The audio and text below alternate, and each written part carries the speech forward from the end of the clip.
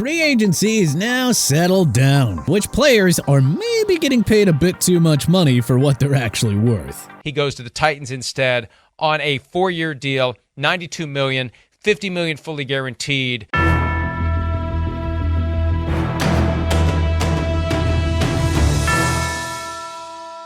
Now that most of the top 2024 NFL free agents are off the board, how about we take a dive into the 5 most overrated NFL free agent signings of 2024 thus far, as well as the 5 most underrated. Overrated, Calvin Ridley. The Tennessee Titans were the unexpected winners of the Calvin Ridley sweepstakes, signing away the veteran wide receiver from the division rival Jacksonville Jaguars on a mammoth 4-year deal worth $92 million. On one hand, the Titans had plenty of cap space and the incentive to add another playmaker to help Will Levis and DeAndre Hopkins. But was this really the best use of cash by GM Rand Carthon? Ridley has only 2 1,000-yard seasons in his career, and he barely hit 1,000 this past season with the Jaguars thanks to the 17-game schedule. Ridley also turns 30 in December. As a man who relies on his speed more than his route running tree to get open, there's a real good chance that his contract will not age well at all for the Titans. It just feels like the Titans could have, used that $92 million to maybe sign multiple playmakers instead. Why not give that money to, say, 2 of Mike Williams, Marquise Brown, or heck, even Gabe Davis? Why not trade for Keenan Allen or Jerry Jeudy, who are both given away for pennies?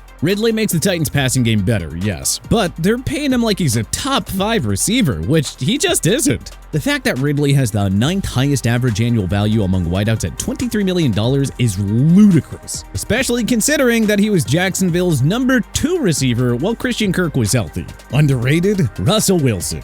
Despite a stellar rebound year under Sean Payton, Wilson wasn't wanted anymore by the Denver Broncos. They released the 9-time Pro Bowler, taking on an NFL record $85 million dead money charge over the next 2 years. Well, that worked out just fine for the Pittsburgh Steelers, who picked up Wilson on a 1-year deal. Wilson completed 66.4% of his pass attempts and had 26 touchdowns against 8 interceptions in 2023. And this was playing behind a crappy O-line and in an offense that didn't have a single 1,000-yard receiver or rusher. Wilson also had no help from a defense that finished 27th in scoring. But now, Wilson joins a Steelers team that won 10 games and reached the playoffs with the Kenny Pickett, Mitch Trubisky, Mason Rudolph QB trio. Since 2022, by the way, Steelers QBs have combined to throw 24 touchdown passes. So yeah, please tell us that Russ is a bad option for Pittsburgh when he needed just 15 games last year to top the Steelers' passing TD totals over the past 2 years. Overrated, Saquan Barkley. Plenty of analysts and passionate Philadelphia Eagles fans are gushing over the Barkley signing. But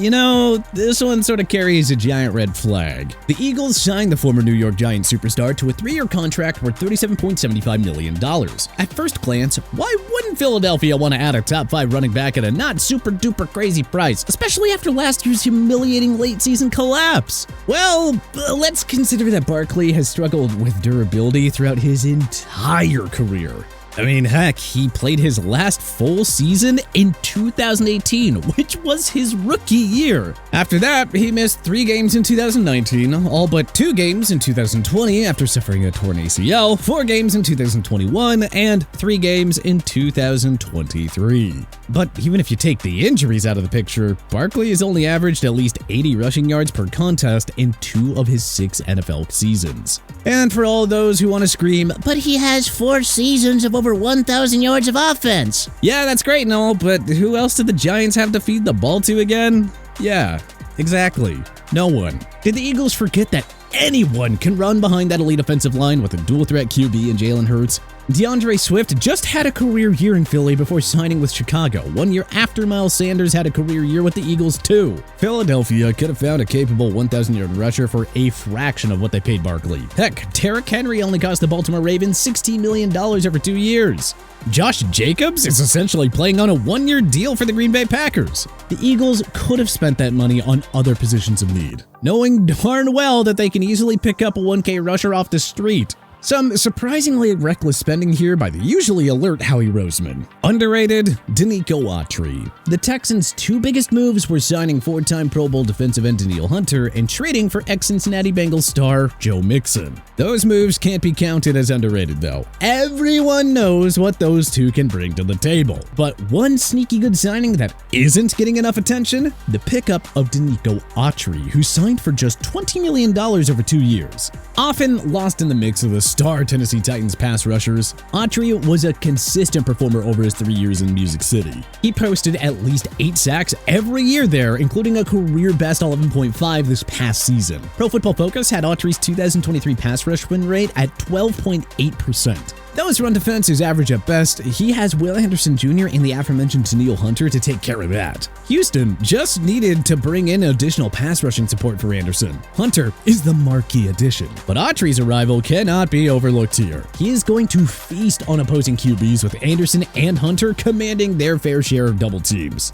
Overrated, DeAndre Swift. Like the Eagles with Barkley, the Chicago Bears really overpaid for a running back when it wasn't at all necessary. With Caleb Williams replacing Justin Fields behind center, Khalil Herbert can expect official RB1 status. Seeing limited carries in 12 games last year, Herbert still finished with 611 rushing yards and 2 touchdowns. And yet the Bears just couldn't help but give DeAndre Swift a 3-year deal worth $24 million. Did the Bears really not think that maybe Swift's success was largely thanks to playing on the Eagles? What happened to Miles Sanders after moving from Philadelphia to Carolina again? Swift is a good, not great running back. With Williams, Herbert, Keenan Allen, DJ Moore, and Cole Kmet already on offense, why the heck did the Bears want to pay $8 million a year to a 1B running back? I mean, Austin Eckler, Aaron Jones, Gus Edwards, and Zach Moss are near Swift's level and signed for way lower prices. It's another case of how the Bears could have just spent that money somewhere else. You just don't need to pay above market value for running backs anymore.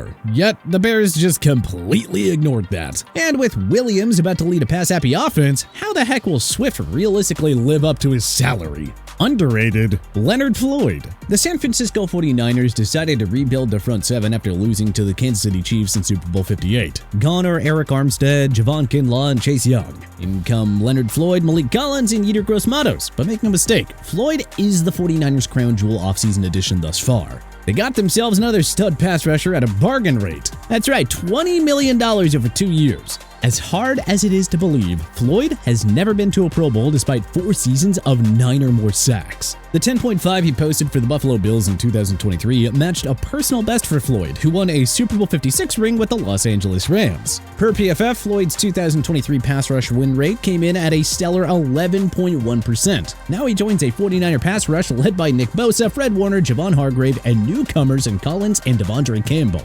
Playing alongside Aaron Donald, Khalil Mack, Von Miller, and Ed Oliver, Floyd has always been overlooked. Now he's in San Fran, perhaps serving as the final piece needed to get this team over the top.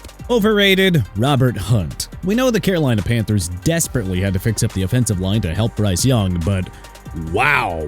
$100 million over 5 years to ex-Miami Dolphins guard Robert Hunt? Holy overpayment, Batman. That's what you pay an all-pro level lineman like Trent Williams, Zach Martin, or Tristan Wirfs, or heck, Joe Tooney. That is not what you pay someone who's not even close to Pro Bowl caliber. Hunt's highest single-season PFF grade is 77.1, which he garnered last year, but he was limited to 11 games in 2023, so the sample size is not exactly giant here. PFF's data shows that Hunt is just above average, not elite. So why did Carolina pay him superstar money? The dude has never been a Pro Bowler or All-Pro, and we also must ask who the Panthers were bidding against to pay out 9 figures to Hunt. It's easy to see that $100 million and assume that Hunt has been a top-tier lineman, but a closer look at the advanced stats show that Carolina is getting a solid but not elite guard in Hunt. And yet he's being paid like he's already a future Hall of Famer. Underrated, Gardner Minshew II.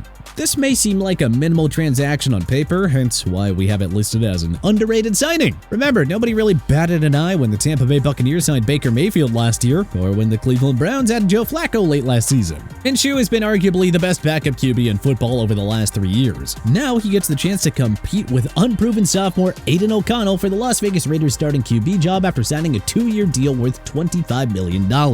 Remember, this is a guy who threw for over 3,200 yards and 21 touchdowns on a lousy Jacksonville Jaguars team in 2019. After spending 2 years as Jalen Hurts' backup, Minshew landed with the Indianapolis Colts in 2023 and wound up being their main starter due to Anthony Richardson's season-ending shoulder injury. Minshew won 7 of 13 starts and threw for 3,305 yards and 15 touchdowns against 9 picks. He nearly guided a rebuilding Colts team into the postseason, but they narrowly lost a winner-go-home Week 18 game to Houston. Well, Minshew now joins a Raiders team with superstar wideout Devontae Adams, the vastly underrated underrated Jacoby Myers, plus young studs Zamir White and Michael Mayer. Not to mention he'll be accommodated by a Vegas defense that finished 9th in scoring last year. If Minshew could sling it on a woeful Jacksonville team and a rebuilding Colts club, imagine what he can do on a deeper Vegas team with one of football's top receiving duos. Overrated? Christian Wilkins. As much as we love the Raiders' addition of Minshew, the signing of Wilkins raised a ton of eyebrows here. Las Vegas signed the ex-Miami star to a whopping 4-year deal worth $110 million. Like Robert Hunt, this is a lot of money for a guy with 0 Pro Bowl or All-Pro selections on his resume. Wilkins had 9 sacks in his last season with Miami. Before that, his personal best in a season was 4.5.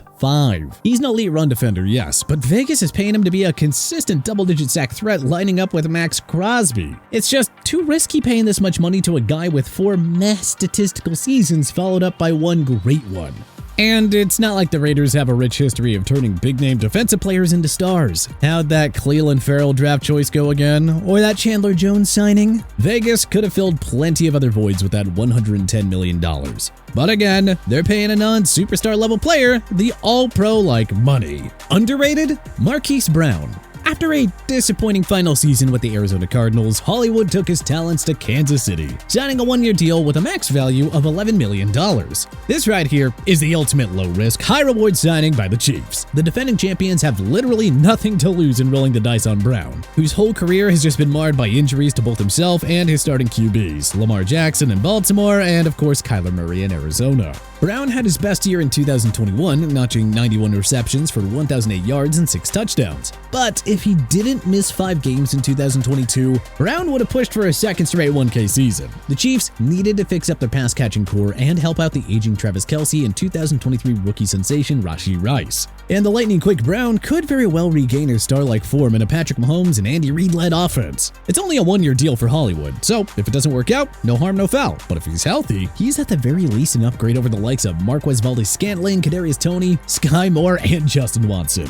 But what do you think is the most overrated NFL free agent signing of 2024 thus far? And which one's the most underrated? Let us know in the comment section below. If you like this video and learned a thing or two, clicking the like button helps out a ton, and hey, we appreciate it. If this is your first time coming around to TPS though, subscribing is a great idea, because we put out videos like this every single day. But as always, thanks for watching, and we'll see you guys next time.